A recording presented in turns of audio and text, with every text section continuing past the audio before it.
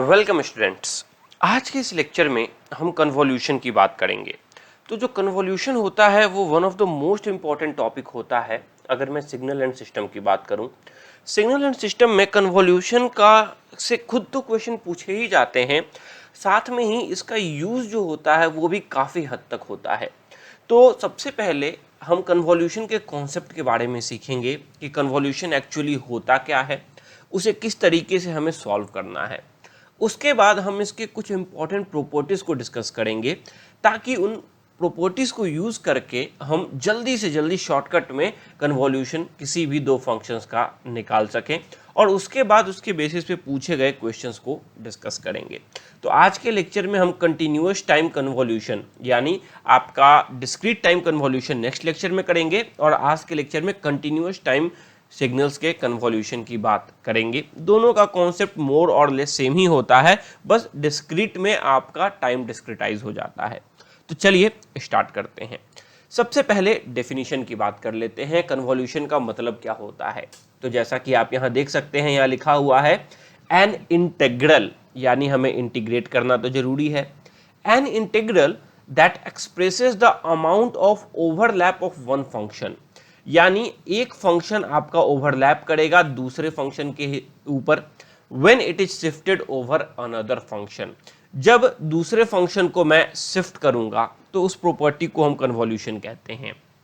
तो अगर बेसिकली मैं यहां देखूं तो इस डेफिनेशन में तीन इंपॉर्टेंट टर्म है, एक है इंटीग्रल, दूसरा है ओवरलैप और तीसरा है शिफ्टिंग।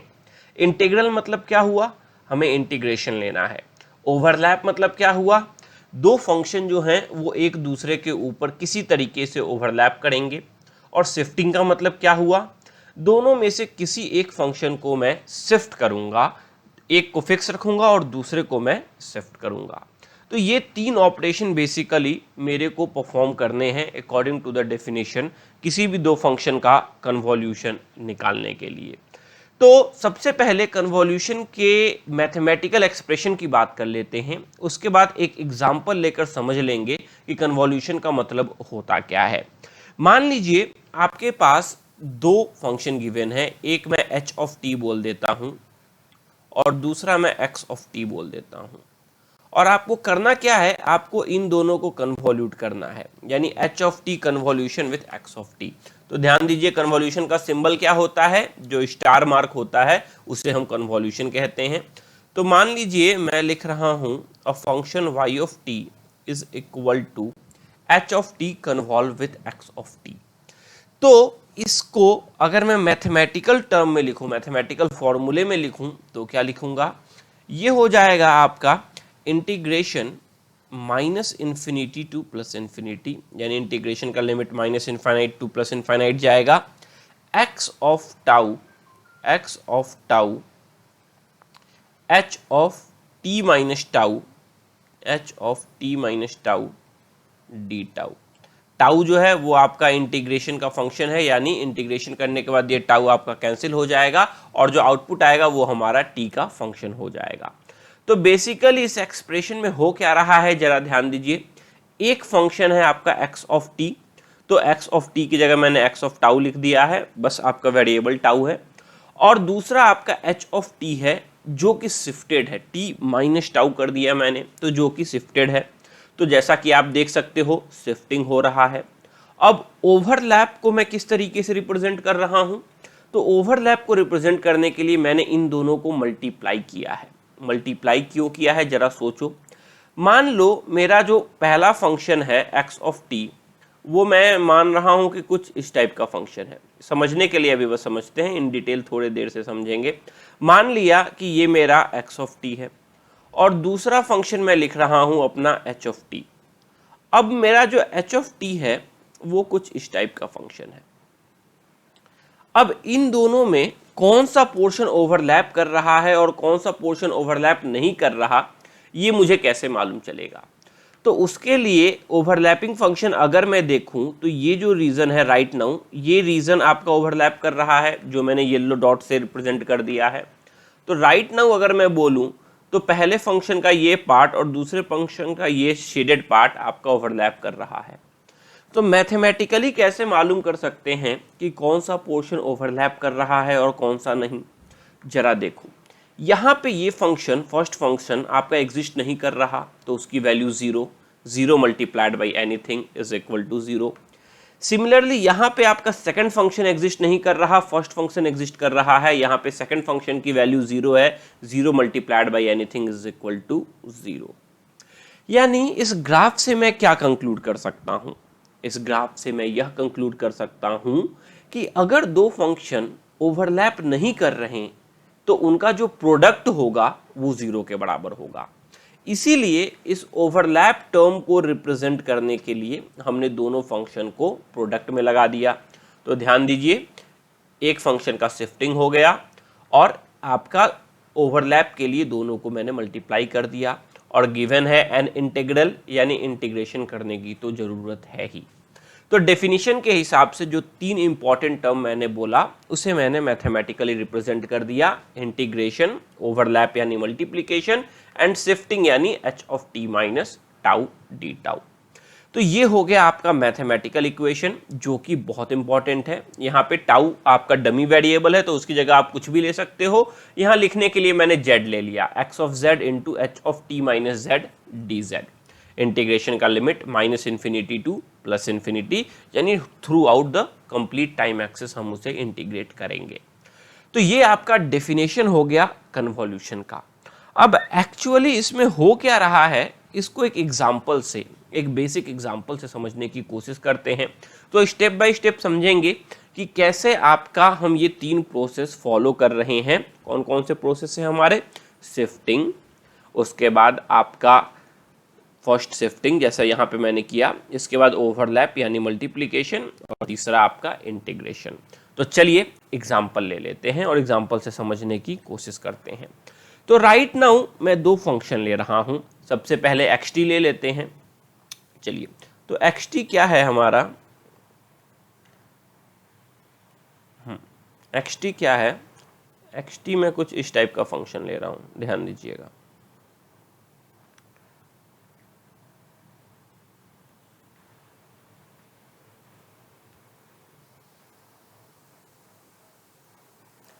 xt जो है वो मैं मान रहा हूं कि xt आपका 0 से 2 के बीच में एग्जिस्ट कर रहा है, और 0 से 2 के बीच में इसकी वैल्यू आपकी 1 के बराबर है। ये हमारी टाइम एक्सिस है, और ये जो फंक्शन का ग्राफ है ये मेरा x ऑफ t है। और दूसरा फंक्शन ले लेते हैं h ऑफ t भी। तो h ऑफ t मैं किसे मान रहा हूं, जरा उसे देख लेते हैं।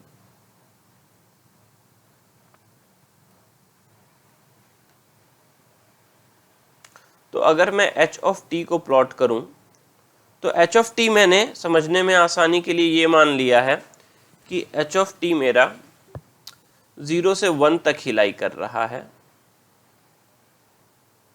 और 0 से 1 में इसकी वैल्यू आपकी 1 के बराबर है। 0 से 1 में लाई कर रहा है, ये हमारी टाइम एक्सिस हो गई, और 0 से 1 में h ऑफ t की वैल्यू हमारी 1 के बराबर है। तो ये मैंने दो फंक्शन ले लिया, और अब इनका मैं स्टेप बाय स्टेप कन्वॉल्यूशन करूंगा और आपको समझाऊंगा कि कन्वॉल्यूशन मतलब होता क्या है।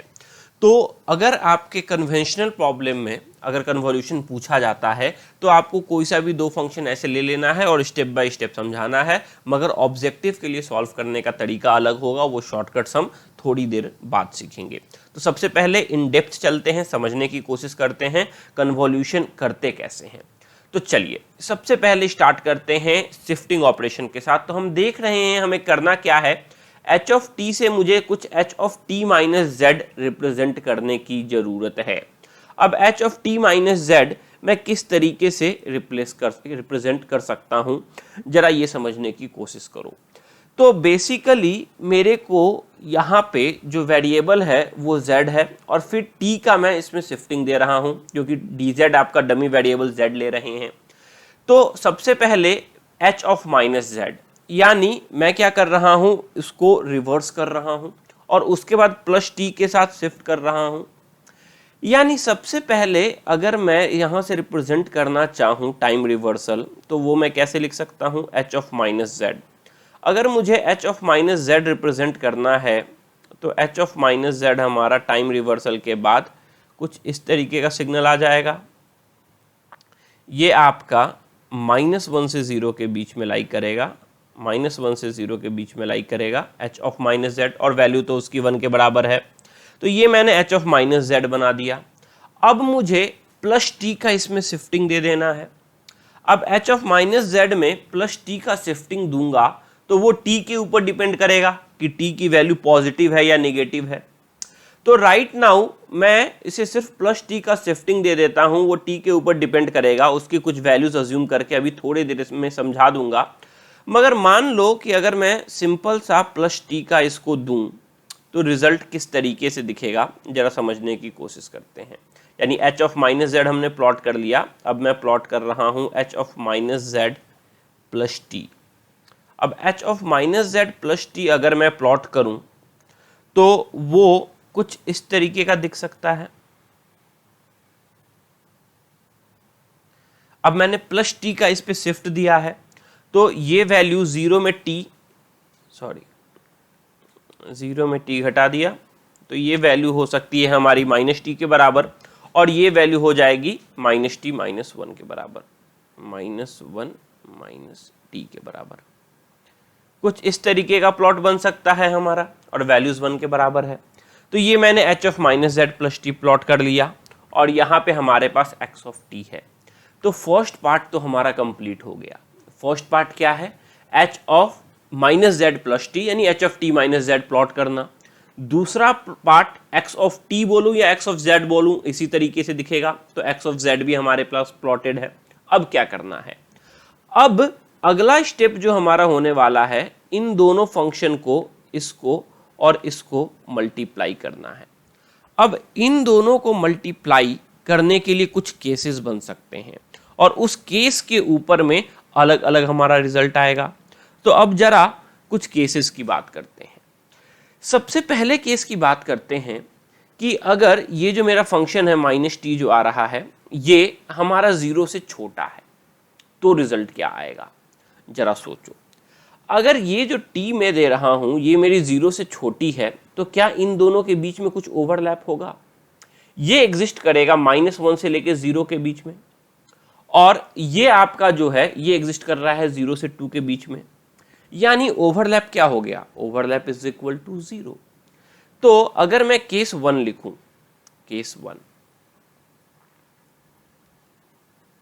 केस फर्स्ट, हमारा केस फर्स्ट है when our t is less than 0। अगर t की वैल्यू हमारी 0 से छोटी है, तो अगर t की वैल्यू 0 से छोटी है तो हम देख रहे हैं x ऑफ t और h of minus Z plus T में कोई ओवरलैप ही नहीं हो रहा। यानी जो फंक्शन होगा उनको जब मैं मल्टीप्लाई करूंगा तो रिजल्ट 0 होगा, और 0 का इंटीग्रेशन 0 होता है।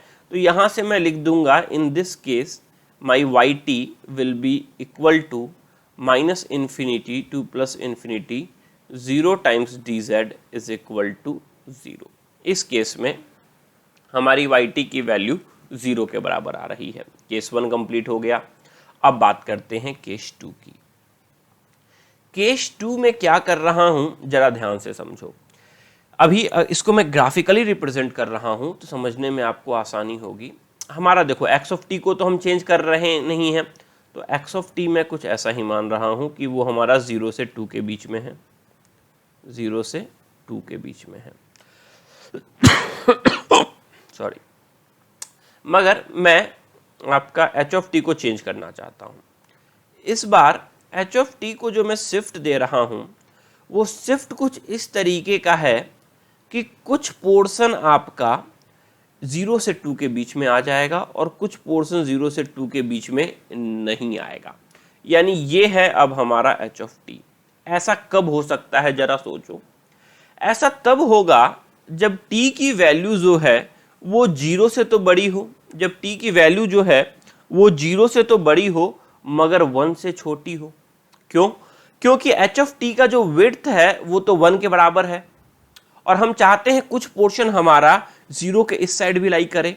यानी ये वैल्यू को अगर मैं t बोल रहा हूं तो t की वैल्यू 0 और 1 के बीच में है, तो ये वाली जो वैल्यू होगी वो हमारी t-1 होगी। तभी तो ये जो विड्थ होगा वो विड्थ 1 के बराबर होगा, ये हम कह सकते हैं। तो अगर मैं सेकंड केस लेके चलूं तो सेकंड केस में t की वैल्यू 0 से 1 के बीच में है, तो हम देख सकते हैं यहां पे हमारा जो ओवरलैप रीजन है वो कुछ ये है, ये वाला रीजन ओवरलैप कर रहा है, इसके अलावा कुछ तो ओवरलैप कर नहीं रहा। तो जब मैं अपने x ऑफ t को h of t minus z से मल्टीप्लाई करूंगा तो रिजल्ट कहां आएगा? रिजल्ट आपका सिर्फ 0 से t के बीच में आएगा, और क्योंकि 0 से t के बीच में इसकी वैल्यू 1 है और इसकी वैल्यू भी 1 है, यानी 0 से t के बीच में हमारा जो मल्टीप्लीकेशन का रिजल्ट आएगा वो आपका 1 के बराबर आएगा, और बाकी हर जगह इसकी वैल्यू 0 के बराबर आएगी। तो अगर मैं यहां पे अपना y ऑफ t लिखने की कोशिश करूं इस एक्सप्रेशन से, तो मैं लिख सकता हूं y of t is equal to, integration हमें सिर्फ 0 से 1 के बीच में करना है क्योंकि बाकी हर जगह तो 0 है, और जो मल्टीप्लीकेशन हो रहा है 1 इंटू 1, 1 के बराबर हो रहा है, तो 0 इंटू 1 ऑफ डी टी, 0 से 1 नहीं, 0 से t में इंटीग्रेट करेंगे, 0 से t में इंटीग्रेट करेंगे। तो अगर मैं इसे इंटीग्रेट करूं तो इंटीग्रेट करने के बाद जो अपर लिमिट की वैल्यू 2 है और लोअर लिमिट की वैल्यू 0 है, सो t माइनस 0, वाई टी की वैल्यू आपकी आ गई t के बराबर। सो फर्स्ट केस जब t की वैल्यू लेस देन 0 थी, वाई टी की value 0 I. Second case when t की वैल्यू 0 से 1 के बीच में थी, आपकी वाई टी की वैल्यू t के बराबर आ गई। अब चलते हैं थर्ड केस। थर्ड केस क्या हो सकता है? थर्ड केस ये हो सकता है कि ये h ऑफ t जो है वो कंप्लीटली 0 से 2 के बीच में लाई करे, यानी कंप्लीट h ऑफ t का शिफ्टेड वर्जन और x ऑफ t में आपका ओवरलैप हो। तो चलिए जरा देखते हैं ये किस तरीके का दिखेगा। तो ये हमने सबसे पहले केस थर्ड के लिए बना दिया अपना x of t। x of t तो हम जानते हैं कि 0 से 2 के बीच में लाई कर रहा है, और अब प्लॉट कर देते हैं हम h ऑफ t।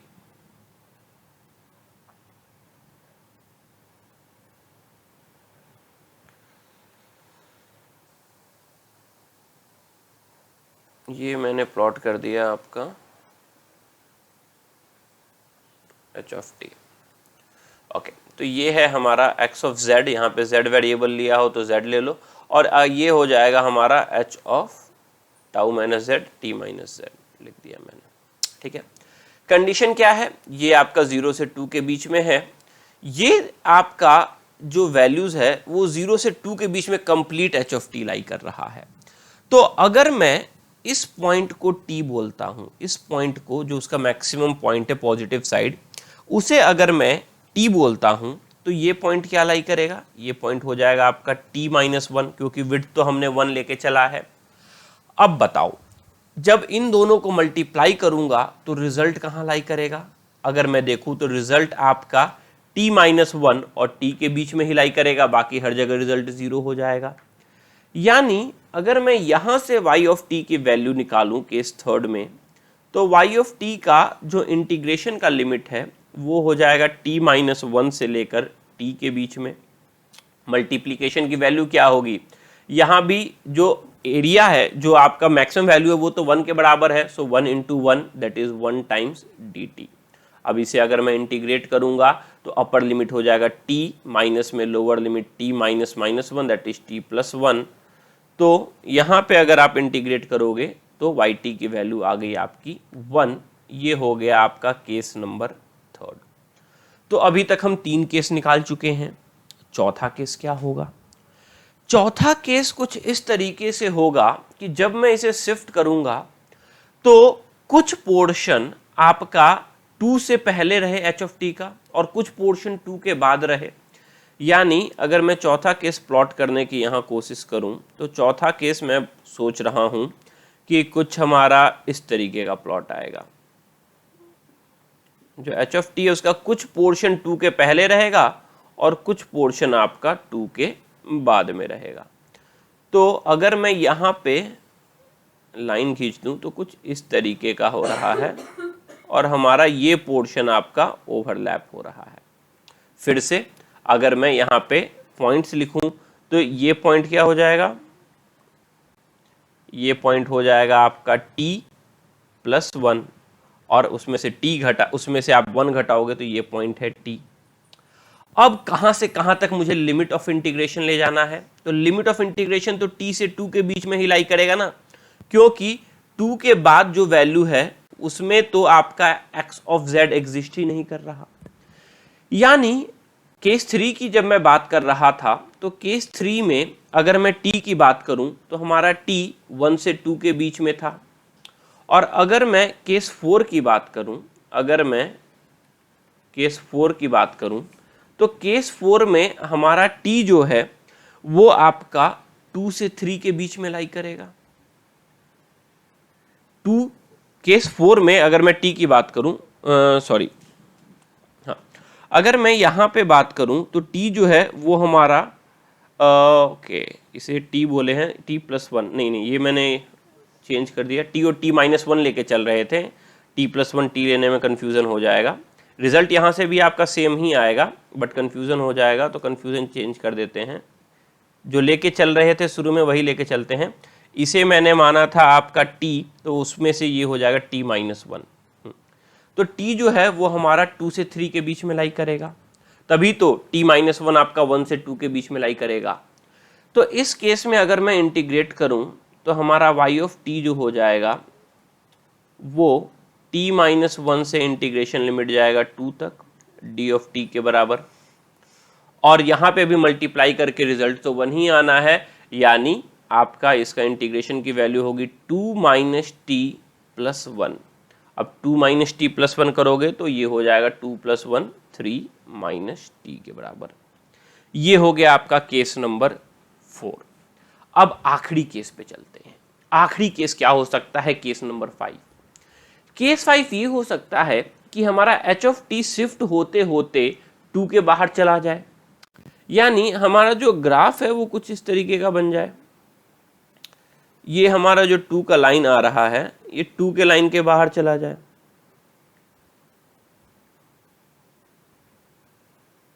कुछ इस तरीके का लाई कर रहा है हमारा h ऑफ t। अगर हमारा h ऑफ t इस तरीके का लाई कर रहा है तो इनके बीच में कोई ओवरलैप ही नहीं होना है, इनके बीच में आपका कोई ओवरलैप होना ही नहीं है।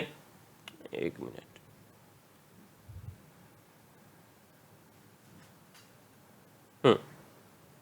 हाँ, आपका x ऑफ z और h of t minus z के बीच में कोई ओवरलैप होना ही नहीं है। यानी अगर मैं केस 5 की बात करूं तो केस 5 में आपका t का जो कंडीशन है वो मैंने 3 से बढ़ा लिया है, ताकि t-1 ये जो वैल्यू है t-1 ये वैल्यू t है, 3 - 1 आपकी 2 से हमेशा बड़ी आएगी। तो इस केस में हमारी yt की वैल्यू क्या हो जाएगी? yt की वैल्यू हो जाएगी इंटीग्रेशन 0 टाइम्स dt, और 0 टाइम्स इंटीग्रेशन यानी 0 के बराबर। यानी केस 5 हमारा आखिरी केस है और वहां पे हमारी yt की वैल्यू 0 आ रही है। तो ये हो गया टोटल हमारा 5 केस। अब इन 5 केस को एक जगह समराइज करके देख लेते हैं कि फाइनल रिजल्ट कैसा आएगा। तो जरा देखो, केस 1 में अगर t की वैल्यू 0 से छोटी है तो हमारी yt 0 के बराबर है। चलिए साइमल्टेनियसली प्लॉट करते हुए चलते हैं। तो चलिए,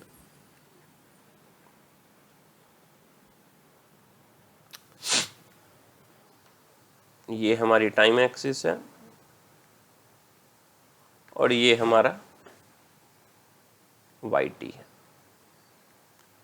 t लेस देन 0 पे केस 1 हो रहा था और वहां पे हमारी yt की वैल्यू 0 के बराबर आ रही थी। तो यहां से यहां तक तो हमारा रिजल्ट 0 के बराबर है, इसमें तो किसी को कोई डाउट नहीं है।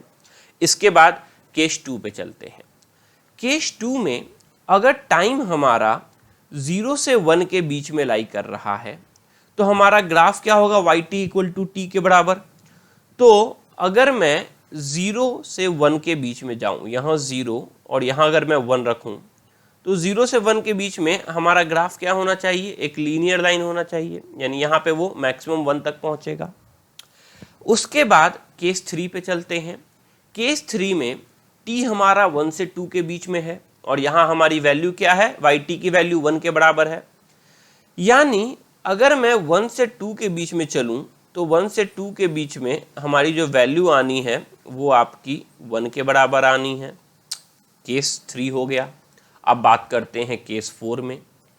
केस 4 में t हमारा 2 से 3 के बीच में है और यहाँ पे वैल्यू 3 माइनस टी है, यानी t इक्वल 2 पे इसकी वैल्यू 3 माइनस 2 1 के बराबर है और t इक्वल टू 3 पे इसकी वैल्यू 3 माइनस 3 0 के बराबर है, यानी एक straight line with decreasing slope. तो अगर मैं 2 से 3 के बीच में अपना केस 4 के हिसाब से प्लॉट करूं तो ये कुछ इस तरीके का आ जाएगा। इसको थोड़ा सा अच्छा बना लेते हैं।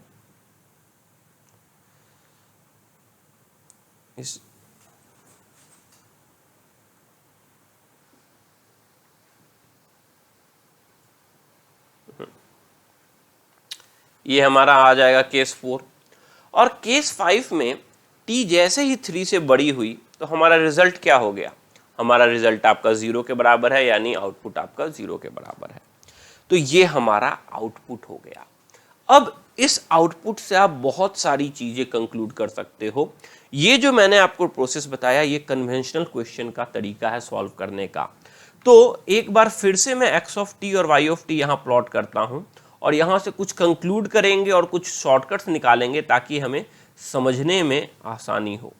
ठीक है, तो चलिए सबसे पहले अगर मैं x ऑफ t की बात करूं तो x ऑफ t हमारा कुछ ऐसा था 0 से 2 के बीच में, और h ऑफ t की बात करूं तो h ऑफ t कुछ ऐसा था 0 से 1 के बीच में,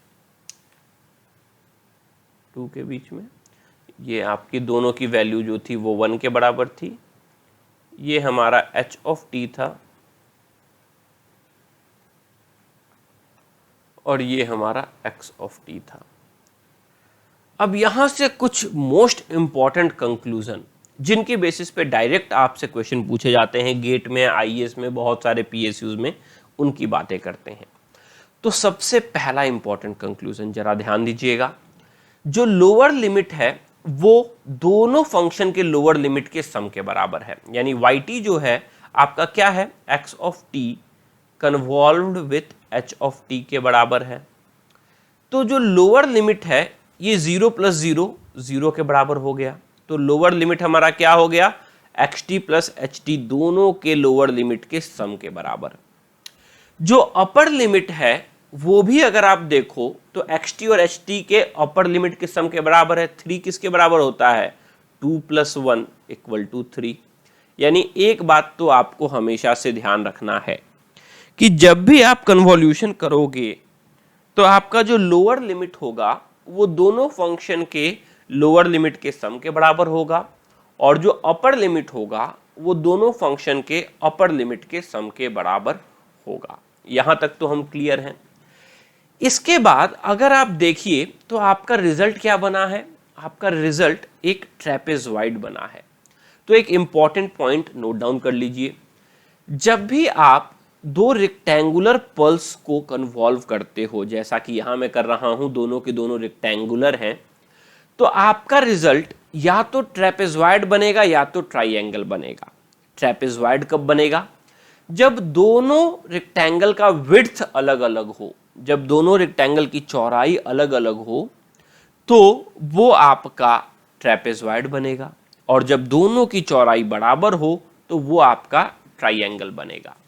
अब क्या मैं डायरेक्टली इसको प्लॉट कर सकता हूं बिना ये case 1, case 2, case 3, case 4, case 5 पता किए हुए? क्या मैं डायरेक्टली से प्लॉट कर सकता हूं? तो जरा सीखने की कोशिश करते हैं, समझने की कोशिश करते हैं। बहुत इंपॉर्टेंट शॉर्टकट है, कई जगह यूज होता है। तो देखो, 2 पॉइंट्स तो मैं आपको क्लियर कर चुका हूं जो यूनिवर्सल है, चाहे आपका रेक्टेंगल बने या न बने उससे मतलब नहीं, चाहे आपके इनपुट फंक्शन रेक्टेंगल हो या ना हो उससे मतलब नहीं है। ये 2 पॉइंट तो यूनिवर्सल है कि दो फंक्शन का अगर आप कन्वॉल्व करोगे तो लोअर लिमिट दोनों का इंडिविजुअल का सम लोअर लिमिट का, और अपर लिमिट दोनों के इंडिविजुअल के अपर लिमिट के सम के बराबर होगा। ये तो यूनिवर्सल है। ये 2 पॉइंट्स हमने निकाल लिया। अब क्या क्या निकालने की जरूरत है, अब जरूरत है इस 1, 2 और इसका एम्पलीट्यूड जो कि 1 आया था, ये 3 चीज निकालने की। अगर मैं ये 3 चीजें निकाल लूं तो मुझे कोई भी 2 रेक्टेंगल देगा, चाहे उसकी विड्थ बराबर हो या न हो, मैं डायरेक्टली उसका कन्वॉल्यूशन निकाल सकता हूं। तो जरा देखते हैं क्या शॉर्टकट है। देखो, सबसे पहली बात, जब भी आप दो रेक्टेंगल को कन्वॉल्व कर रहे हो तो दोनों का जो एम्पलीट्यूड है उसको मल्टीप्लाई कर दो।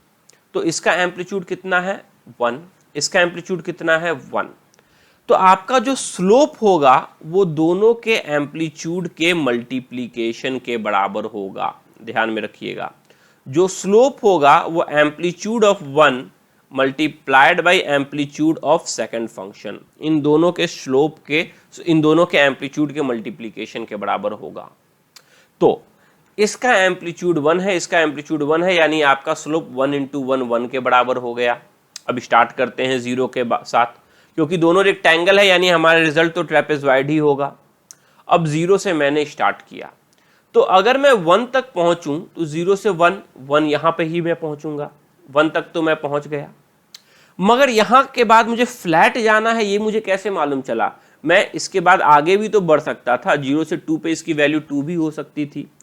तो हमारा ट्रेपेजॉइड का कौन सा पोर्शन फ्लैट होगा ये कैसे पता चलेगा? तो ये आपका डिपेंड करेगा इन दोनों रेक्टेंगल के लोवेस्ट विड्थ वाले रेक्टेंगल में। अब इसके अगर मैं विड्थ की बात करूं तो इसका विड्थ 2 के बराबर है, और अगर मैं इसके विड्थ की बात करूं तो इसका विड्थ 1 के बराबर है। तो आपको करना क्या है, आपको जो छोटा वाला विड्थ है उसको ऐड कर देना है लोअर लिमिट में। तो वहीं तक आपको सबसे पहले इंक्रीजिंग स्लोप में जाना है। तो चलिए 0 में अगर मैं छोटा वाला विड्थ 1 ऐड करूं तो 0 से 1 तक मैं जाऊंगा, तो 0 से 1 तक मैं इंक्रीज किया। अब डिक्रीजिंग कब होगा? तो अपर लिमिट में से भी छोटा वाला विड्थ घटा दो। तो अपर लिमिट 3 था, 3 में से 1 घटाया तो 3 में से 1 गया 2 पे पहुंच गए। जो यहां पॉजिटिव में स्लोप था वही स्लोप नेगेटिव में होगा, यानी यहां स्लोप +1 था, यहां स्लोप -1 होगा, और बीच में जो आपका रीजन है वो रीजन आपका फ्लैट रीजन हो जाएगा।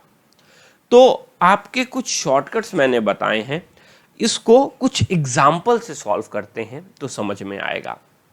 तो अभी मैंने क्या लिया था समझाने के लिए, दोनों पल्स xt और ht का जो हाइट था वो मैंने सेम रखा था, 1 और 1 के बराबर, विड्थ अलग अलग रखा था। इस बार मैं थोड़ा सा चेंजेस करता हूं और कुछ क्वेश्चन सॉल्व करने की हम कोशिश करते हैं। तो चलिए एक क्वेश्चन सॉल्व करते हैं। सबसे पहले xt आपको दे रहा हूं मैं। हमारा जो xt है वो इस बार स्टार्ट हो रहा है 1 से, ओके, स्टार्ट हो रहा है 1 से, जा रहा है 5 तक, और इसका जो एम्पलीट्यूड है वो 3 के बराबर है। ये हमारा हो गया x ऑफ t। अब बात करते हैं h ऑफ t की। हमारा जो h ऑफ t है वो स्टार्ट हो रहा है -1 से और वो जा रहा है आपका +1 तक या +2 तक। चलिए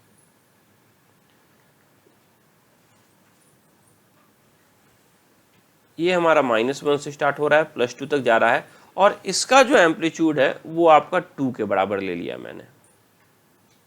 ये हमारा हो गया h ऑफ t। ये है हमारी टाइम एक्सिस, और इन दोनों को कन्वॉल्व करके मैं अपना yt लिख रहा हूं। यानी जो yt होगा वो है आपका x of t convolve with h of t के बराबर। तो ये मुझे निकालना है। जरा सॉल्व करते हैं डायरेक्टली शॉर्टकट से। तो सबसे पहले क्या लिख सकते हैं? सबसे पहले तो हम लोअर लिमिट और अपर लिमिट निकाल ही सकते हैं, तो उसको प्लॉट कर लेते हैं। तो लोअर लिमिट के हिसाब से हम कह सकते हैं कि -1 और +1 जो स्टार्ट होगा वो 0 से स्टार्ट होगा। उसकी लोअर वाली जो वैल्यू आएगी वो आपकी 0 के बराबर आएगी। एक बात तो हम पक्का कह सकते हैं। दूसरा, दोनों का अपर लिमिट ऐड कर लेते हैं, 5 + 2, यानी जो हाईएस्ट वैल्यू आएगी वो हमारी 7 के बराबर आएगी। यानी जो लोवेस्ट वैल्यू होगा yt का वो 0 होगा, जो हाईएस्ट वैल्यू होगा yt का वो आपका 7 के बराबर होगा। यहाँ तक तो हम श्योर हैं कि 0 और 7 के बीच में आपका लाई करेगा।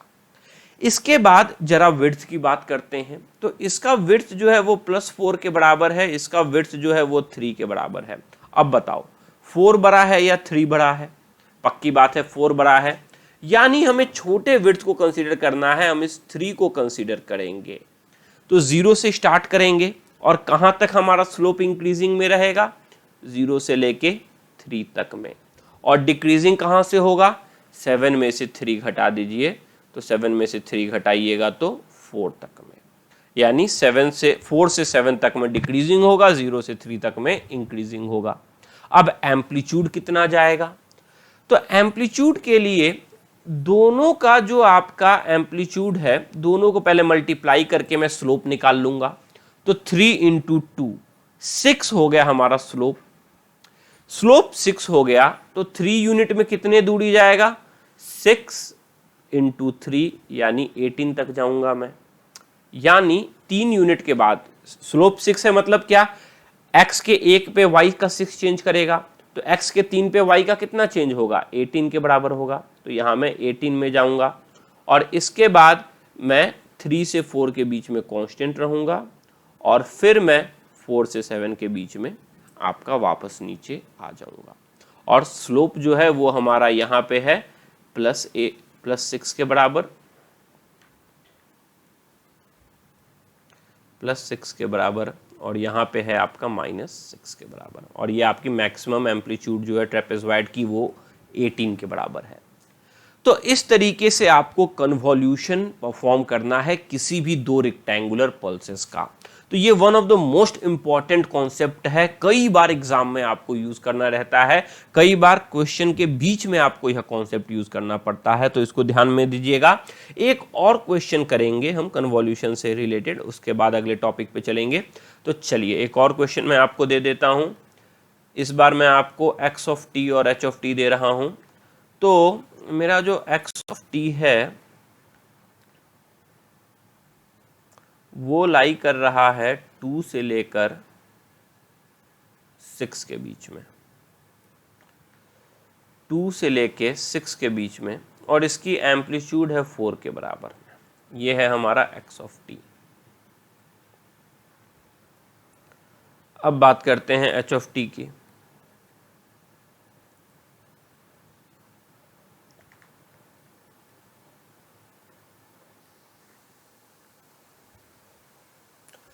तो जो h(t) है वो मेरा लाई कर रहा है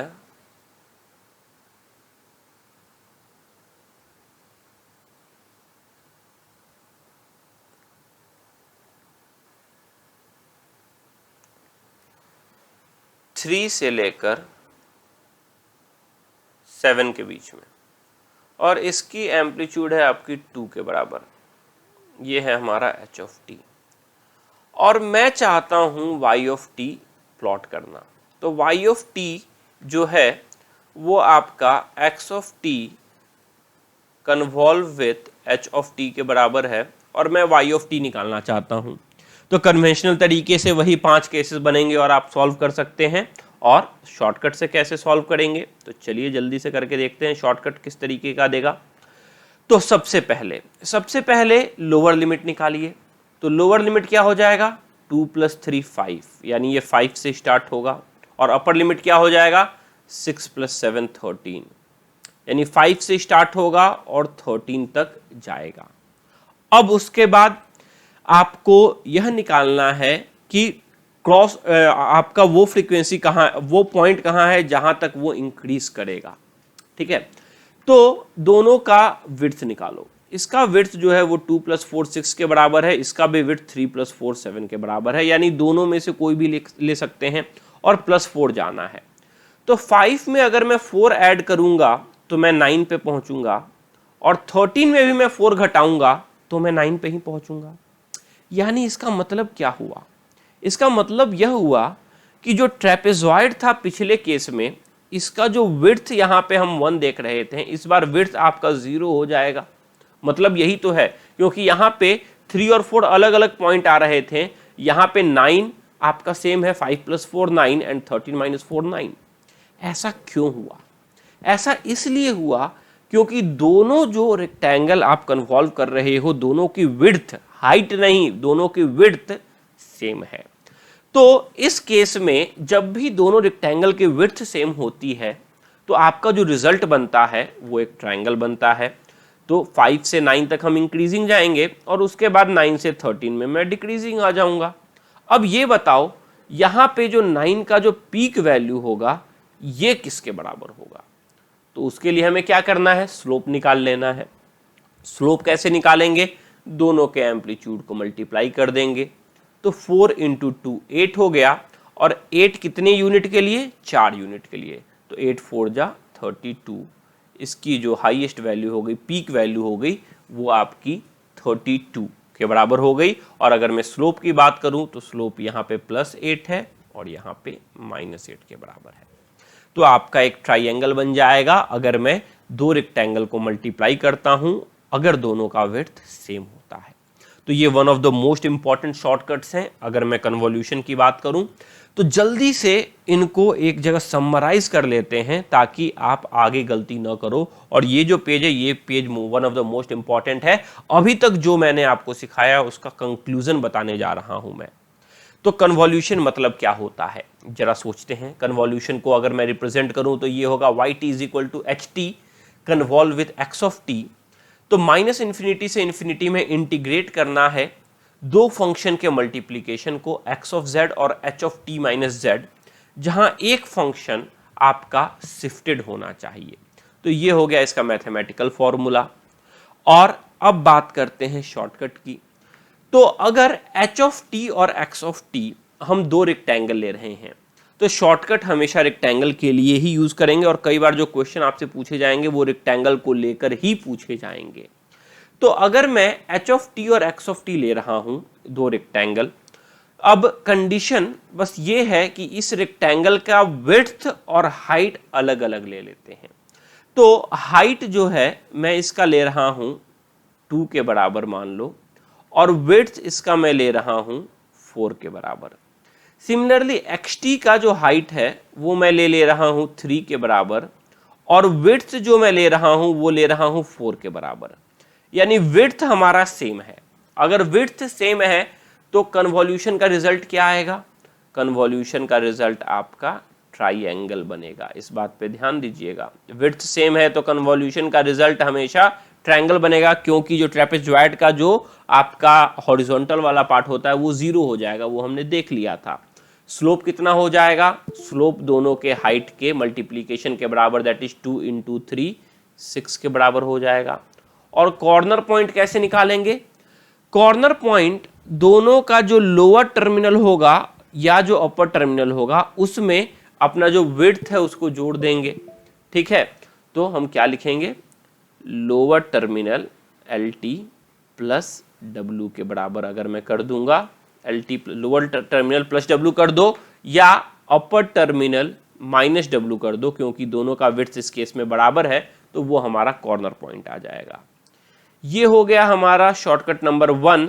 जब जो दो रेक्टेंगल आप यूज कर रहे हो दोनों रेक्टेंगल की विड्थ आपकी बराबर हो। अब बात करते हैं सेकंड।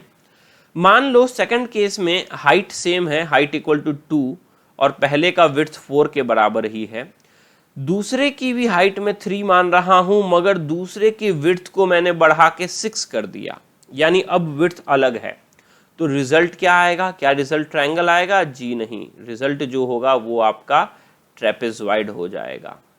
ट्रेपेजॉइड हो या ट्रायंगल हो, क्या स्लोप पे कोई इफेक्ट पड़ने वाला है? जी नहीं, स्लोप अभी भी दोनों के मल्टीप्लीकेशन के बराबर हो जाएगा। 3 इंटू 2 6 के बराबर ही होगा। क्या कॉर्नर पॉइंट पे अंतर पड़ेगा? जी हाँ, क्योंकि ट्रेपेजॉइड है तो दो कॉर्नर पॉइंट आएगा। एक कॉर्नर पॉइंट आएगा LT प्लस। अब देखो इनमें से जो लोअर विड्थ है उसको WL कर देते हैं, इसको WH कर देते हैं, अपर विड्थ हायर विड्थ।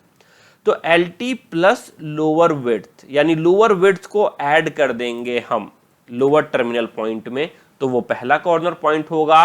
और अपर टर्मिनल पॉइंट में अगर मैं लोअर विड्थ को घटा दूंगा तो वो हमारा दूसरा टर्मिनल पॉइंट होगा।